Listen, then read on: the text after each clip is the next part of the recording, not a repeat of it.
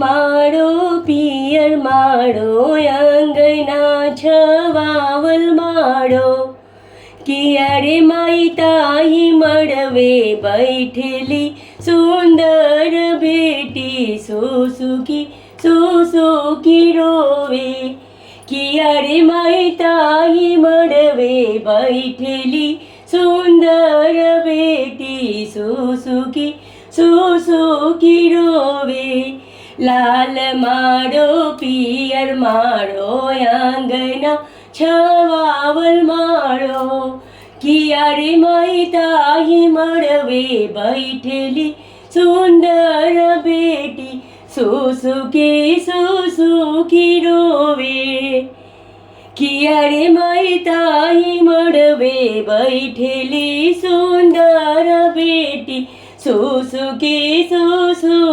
रोवे केकरा अंगवा उठवामा केकरा अंगवा बैठवामा केकरा अंगवा उठवामा केकरा अंगवा बैठवामा किયારે हम केकरा से कहब दिल के बतियाता के हमरो आपन लगी है किયારે हम केकरा से कहब दिल के बतियाता के हमरो आपन लगी है सासु अंगवा उठी है बेटी सासु अंगवा बैठी है बेटी सासु अंगवा उठी है बेटी सासु अंगवा बैठी है बेटी किયારે बेटी उनके से कही है दिल के बतियाता उहे तोहरो आपन लगी है किયારે बेटी उनके से कहिया दिल के बतियाता उहो तोहरो आपन लगी है लाल माड़ो पियर माड़ो अंगना छवावल माड़ो किયારે माई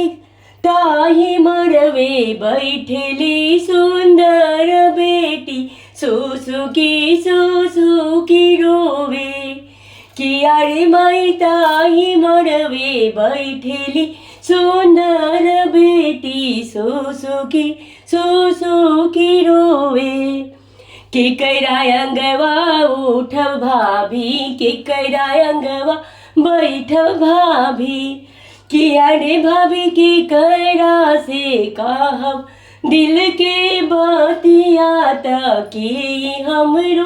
आपन लगी है किયારે भाभी केकरा से कहब दिल के बतियाता के